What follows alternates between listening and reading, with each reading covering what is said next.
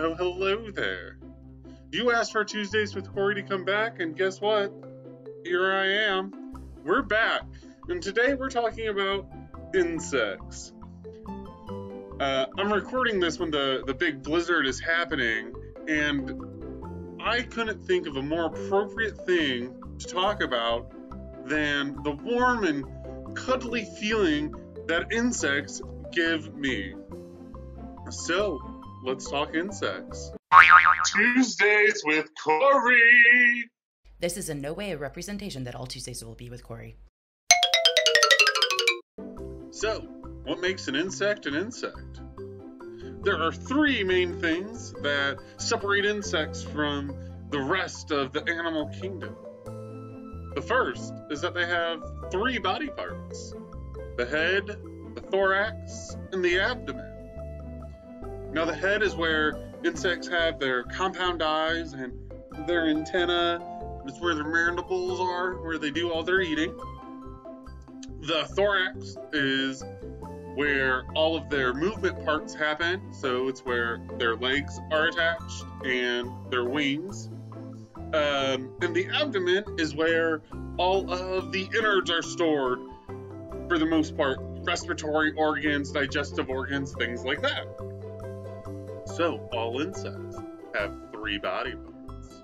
What else makes an insect an insect? They all have three pairs of legs. That means all insects have 6 legs. This makes spiders not insects. They're technically arachnids.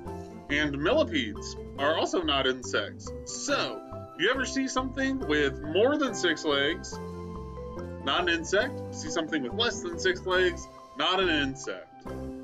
The third thing that makes all insects an insect are that they have an exoskeleton.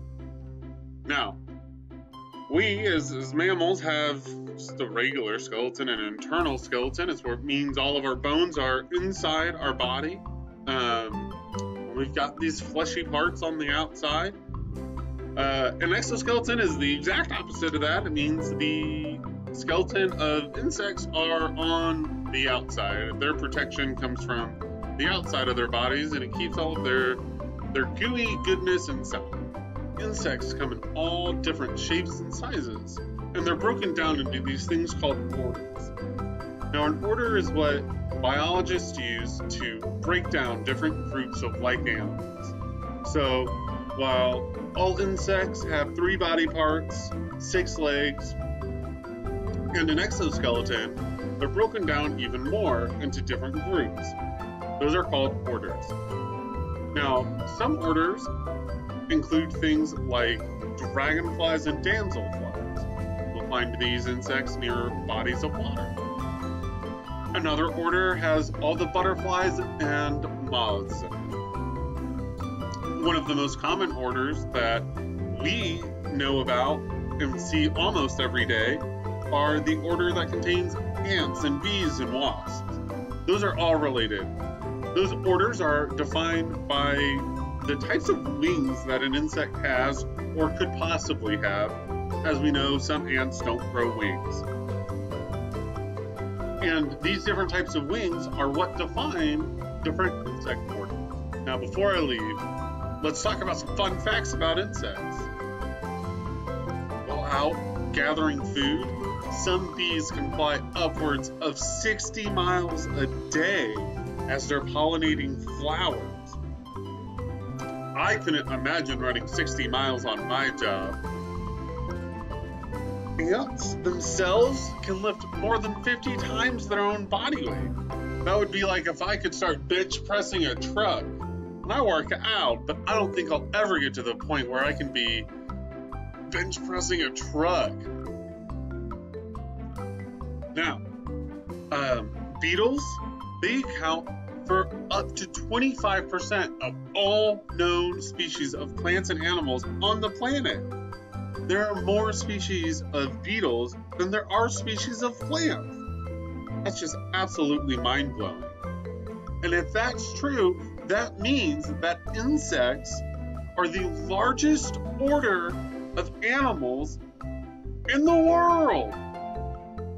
And we haven't even discovered all of them yet.